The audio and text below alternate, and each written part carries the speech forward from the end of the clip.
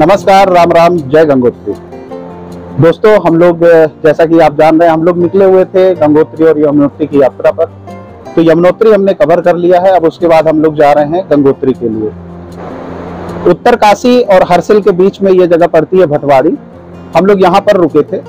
अब यहाँ से हम लोग गंगोत्री के लिए निकल रहे हैं। तो चलिए चलते हैं गंगोत्री के लिए।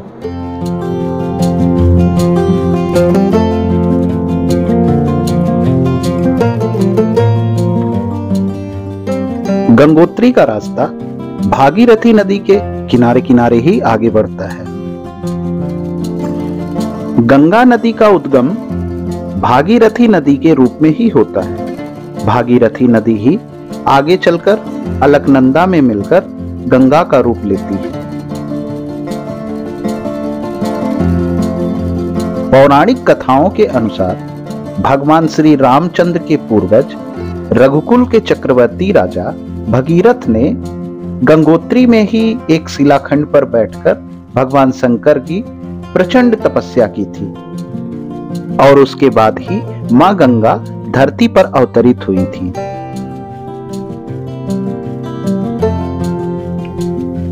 भटवारी से 43 किलोमीटर तथा गंगोत्री से 20 किलोमीटर पहले स्थित है हर्सिल।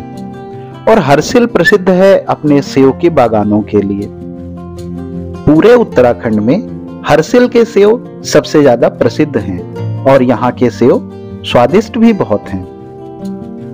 हर्सिल का पहले नाम हरिशिला था। कहते हैं भागीरथी नदी की जलधारा को कम करने के लिए भगवान विष्णु ने यहाँ पर एक शिला के रूप में विराजमान होकर और भागीरथी नदी का वेग को कम किया था। बाद में अंग्रेजी अफसर फ्रेडरिक विल्सन ने इस जगह के नाम को हर्सिल कर दिया और तब से यह घाटी हर्सिल के नाम से जानी जाने लगी।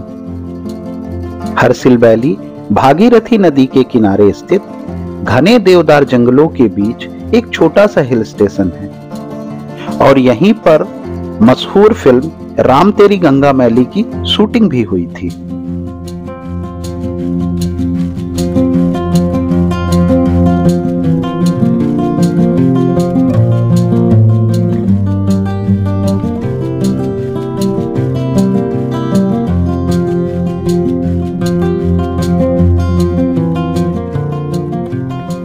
हर्सिल वैली से जैसे ही हम आगे बढ़ते हैं, हमें गंगोत्री पीक दिखाई देने लगती है। पौराणिक मान्यताओं के अनुसार राजा भागीरथ ने अपने पूर्वजों की आत्मा को मुक्ति दिलाने के लिए गंगा को धरती पर लाने का प्रयत्न किया।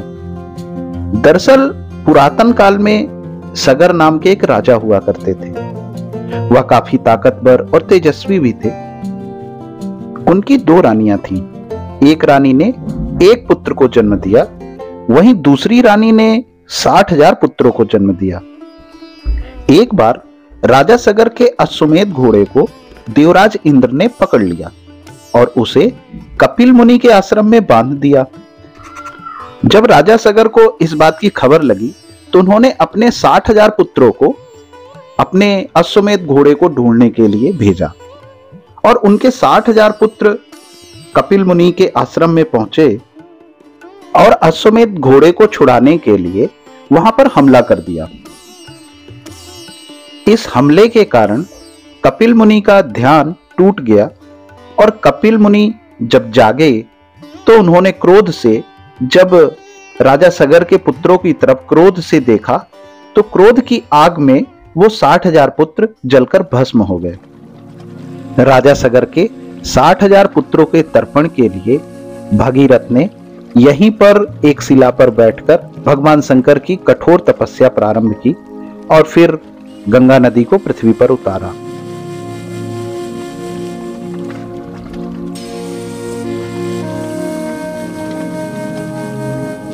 पहले यहां पर मंदिर नहीं था। यहां पर सिर्फ मां गंगा नदी की ही जलधारा की पूजा होती थी और भागीरथी शिला में 4 महीने के लिए कुछ आसपास के गांवों से मूर्तियां लाई जाती थी और तीर्थ यात्रा के समय उनकी पूजा अर्चना की जाती थी। बाद में शीतकाल में वापस उन मूर्तियों को गांवों में वापस रख दिया जाता था।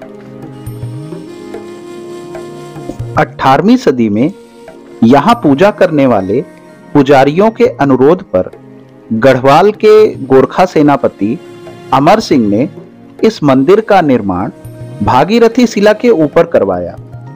बाद में 20वीं सदी में जयपुर के राजा माधो सिंह द्वितीय ने इस मंदिर का जीर्णोद्धार कराया।